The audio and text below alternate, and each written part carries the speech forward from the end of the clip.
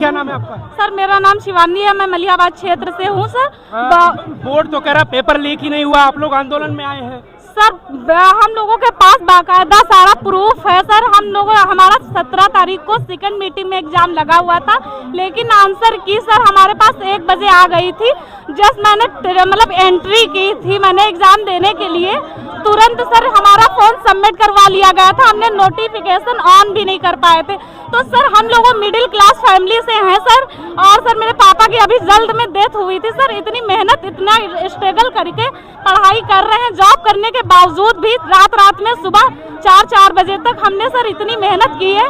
जब इतनी मेहनत के मेरा 110 का 10 क्वेश्चन सही हुआ था, और सर उसमें से 120 क्वेश्चन मैं मेहनत से करके आई थी, उसमें से 110 मेरा क्वेश्चन सही हुआ था। तो सर अगर हम ये चाहते हैं, जिन बच्चों का नकल हुआ है और जिनके पास ऑलरेडी ये पहुंच गई थी आंसर की, सर उनका 150 का 150 क्वेश्चन सही हुआ है सर। अगर वो उन लोगों का सिलेक्शन होगा या हम लोगों का मिडिल क्लास फैमिली वालों का सिलेक्शन होगा सर, हमारा सरकार से कोई लेना देना नहीं। सरकार अपनी जगह पे अच्छा कार्य कर रही है सर। बस सरकार से हाथ जोड़ के विनती है कि हम लोगों का री एग्जाम होना चाहिए।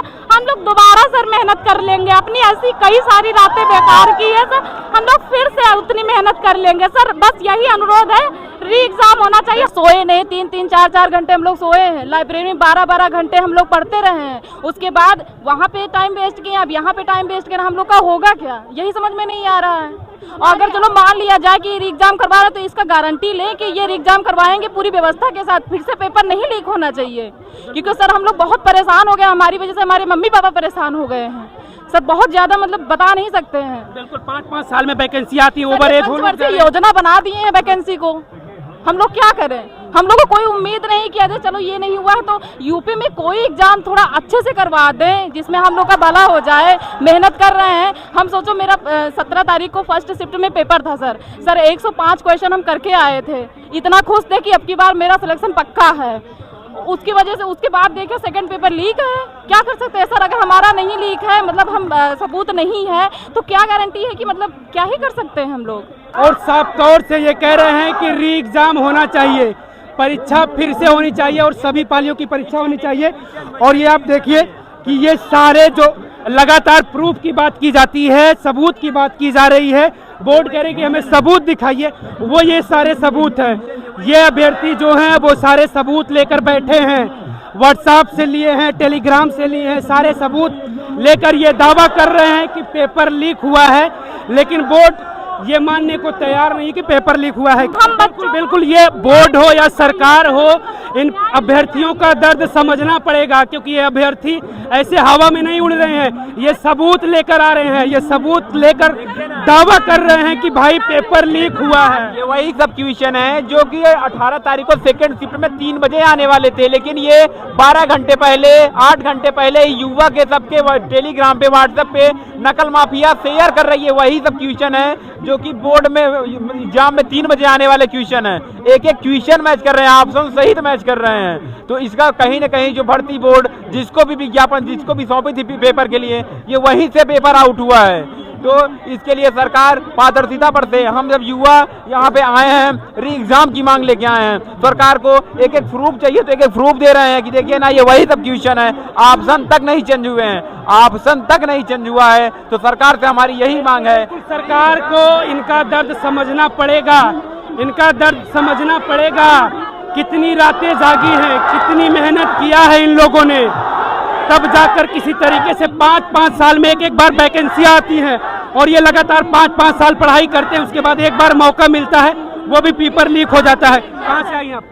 इलाहाबाद से। परीक्षा कब आपने दिया था, किस तारीख? 17 तारीख को फर्स्ट शिफ्ट। कब आपको पता चला पेपर लीक हो गया? सर हमारा तो हमें नहीं मिला था, लेकिन जो 17 तारीख को सेकंड शिफ्ट में था वो मेरे पास 8 बजे आ गया था सर। 8 बजे ही 17 तारीख सेकंड वाला शिफ्ट का आ गया था पेपर। तो सर पेपर लीक हुआ है, हम लोगों के पास सारे सबूत है कि पेपर लीक हुआ है। री एग्जाम होना चाहिए। हाँ यस सर, री एग्जाम होना चाहिए। लोग कह रहे हैं कि 2 पालियों का लीक हुआ, 2 पालियों का नहीं लीक हुआ। ये दोनों 4 पालियों का लीक हुआ है पेपर। तो हमारा अनुरोध है कि गवर्नमेंट से कि ये एग्जाम करवाना चाहिए। हम लोग इतना मेहनत से इतना स्ट्रगल करके इतना करते हैं, फिर एग्जाम करके अगर नकल करने वाले पुलिस बनेंगे तो हमारी देश की क्या भला क्या विकास होगा।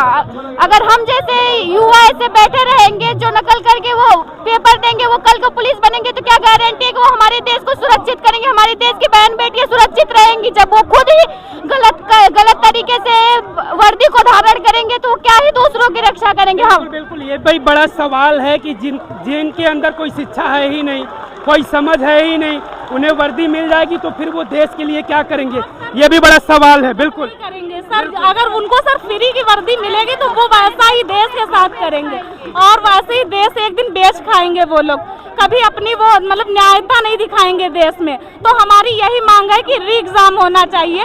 हम जैसे बच्चों का जो इतनी मेहनत की है सर, उनके साथ इंसाफ होना चाहिए, बस यही अनुरोध है। बिल्कुल, जरूर जरूर। और ये सरकार इनका दर्द मुझे उम्मीद है कि सुनेगी और इसी उम्मीद से ये अभ्यर्थी यूको गार्डन में आए हुए हैं।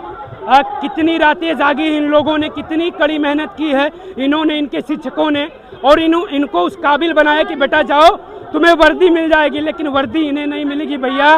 पढ़ पढ़ के एक कर दिए हैं। बिल्कुल, देखिए इस तरीके से अभ्यर्थी अपने दर्द को बयां कर रहे हैं और साफ तौर से ये कह रहे हैं कि नहीं, पेपर जो परीक्षा है वो री एग्जाम होना चाहिए, फिर से इनकी परीक्षा होनी चाहिए और सारी पालियों की। हमको सरकार से कोई मतलब नहीं है, हमारा बस री एग्जाम होना चाहिए बस, और हमको कुछ नहीं चाहिए।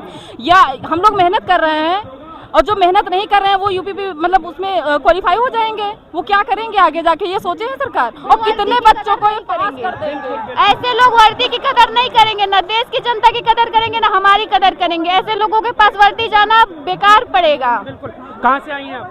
गोसाईगंज। परीक्षा कब आपका हुआ था? 17 सेकंड वाली। आपको पता कब चला कि पेपर लीक हो गया? मैं घर तुरंत पहुंची, उसके बाद तुरंत पता चला पेपर लीक हो गया। क्या होना चाहिए, क्या मांगे? री एग्जाम।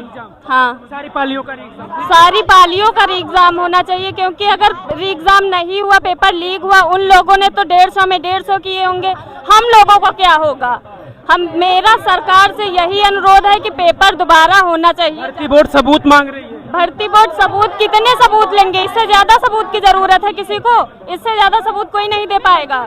कितने बच्चों ने, अगर यही होता रहेगा तो क्या करेंगे बच्चे? अगर नहीं भर्ती कराना है, किसी के पास नहीं वैकेंसी है, तो वो बोल दे बच्चे क्यों इतनी मेहनत करें। किसी दिन लाइब्रेरी में जाके इंसान देखे कि पूरी ठंडी हो गई, सब लोग अपने बिस्तर में सोते हैं, वो बच्चे एक एक चद्दर में पूरी सर्दी निकाल दिए हैं, इसीलिए नहीं निकाले थे कि पेपर लीक हो जाए। इसलिए क्या बच्चे तैयारी करते? किसी को उम्मीद ही ना दिलाए कोई। सरकारी नौकरी के लिए कितना संघर्ष करना पड़ता है। आप ऐसे शहरों में जाइए जहां पर ये अभ्यर्थी तैयारियां करते हैं, 10-10 घंटे लाइब्रेरी में पड़े रहते हैं, अपने आप को तपाते हैं कि साहब मुझे सरकारी नौकरी मिल जाएगी।